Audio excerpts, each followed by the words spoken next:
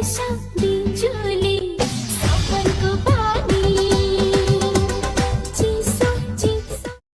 Hello everyone, welcome back to our channel Piu blog. সবাই কেমন আছো? আশা করি সবাই অনেক বেশি ভালো আছো, আর আমিও অনেক ভালো আছি। তো আজকে একটি নতুন ভিডিও নিয়ে আবার চলে এসেছি।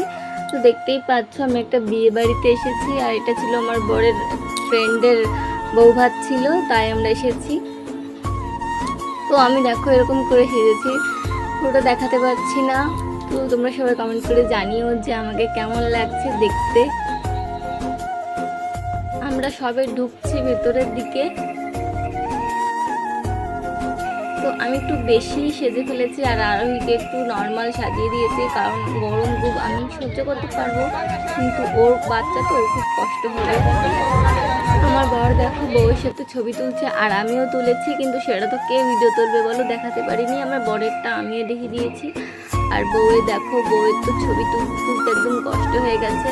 তো এই দেখো মানে ফটোশ্যুট হচ্ছিল, আর গরমে একটু মানে গরমে এত কষ্ট হচ্ছিল, বউটা কি বলবো, ছবি তুলছিল আর হাফসাচ্ছিল।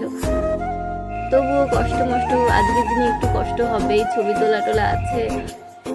আমি গেছিলাম ওই যে হলুদ শাড়ি পরা ওই কাজটার সাথে গেছিলাম।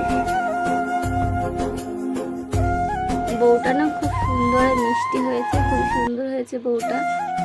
তো ভেতরে একটু খুবই গরম, তাই আমরা একটু বাইরের দিকে চলে আসলাম। আর এই দেখো এখানে মাইক বাজছিল, আর আরোহীকেও দাঁড় করিয়ে দিলাম। তো গান শুনে একটু নাচছিল, কিন্তু যখনই ওকে নামিয়ে দিয়েছি নিচে নাচ করার জন্য, ও আর নাচছে না, দাঁড়িয়ে আছে। আর পাশে যে আছে সে দেখো নিচে একদম ফাটিয়ে দিচ্ছে।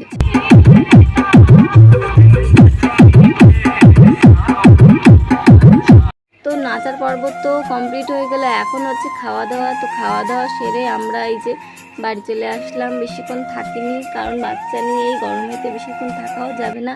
আর এটা ছিল আমার লুক, দেখো আমি নিজেই সেজেছি, নিজেই শাড়ি পরেছি, জানি না কতটা সুন্দর হয়েছে কিনা। তো সবাই ভালো থেকো, সুস্থ থেকো, আর আমাকে কেমন লাগছে সেটা একটু বলো প্লিজ। টাটা।